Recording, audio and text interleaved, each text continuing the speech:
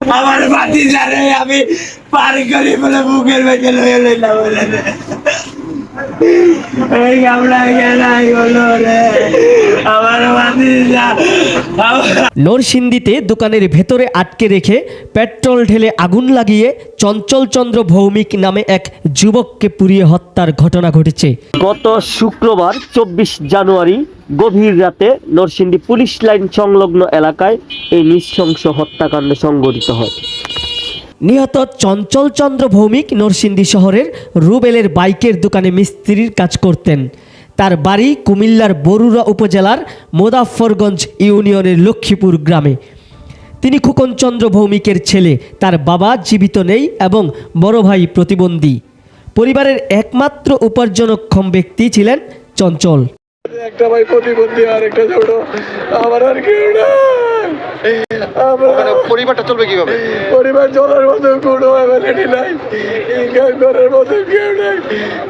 একটা ভাই আছে, ভাইটা বাড়ির সোজা সাদা, আর একটা প্রতিবন্ধী ভাই, আর কেউ নাই। আচ্ছা, তাই পুলিশ ও প্রত্যক্ষদর্শী সূত্রে জানা যায়, রাতের কোনো এক সময় দুর্বৃত্তরা দোকানের ভেতরে থাকা চঞ্চলকে আটকে রেখে পেট্রোল ঢেলে আগুন ধরিয়ে দেয়। সিসিটিভি ফুটেজে দেখা গেছে একাধিকবার চেষ্টা করে দোকানে আগুন লাগানো হয়। আগুন লাগানোর পর দোকানের বাহিরে দাঁড়িয়ে দাঁড়িয়ে চঞ্চলের মৃত্যুর দৃশ্য দেখছে দুর্বৃত্তরা।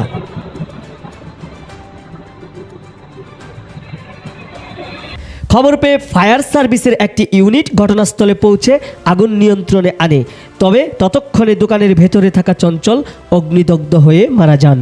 শনিবার আসরের পর নরসিংদী সদর হাসপাতাল মর্গে ময়না তদন্ত শেষে নিহত মরদেহ স্বজনদের কাছে হস্তান্তর করা হয়।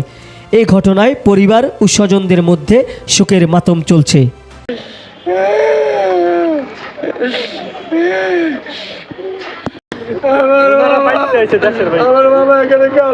পুলিশ জানায় ঘটনাটি পরিকল্পিত হত্যাকাণ্ড বলে প্রাথমিকভাবে ধারণা করা হচ্ছে।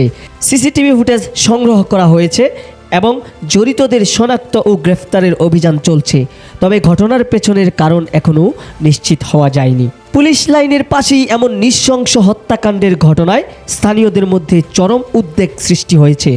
এলাকাবাসীর প্রশ্ন, পুলিশের এত কাছাকাছি এলাকায় যদি এভাবে একজন যুবককে পুড়িয়ে হত্যা করা হয় তাহলে জেলার সার্বিক নিরাপত্তা কতটা নিশ্চিত? এই জায়গায় যে ঘটনা ঘটছে, এই ঘটনার আমরা সুষ্ঠু তদন্ত করে তদন্ত সাপেক্ষে এর বিচার চাই।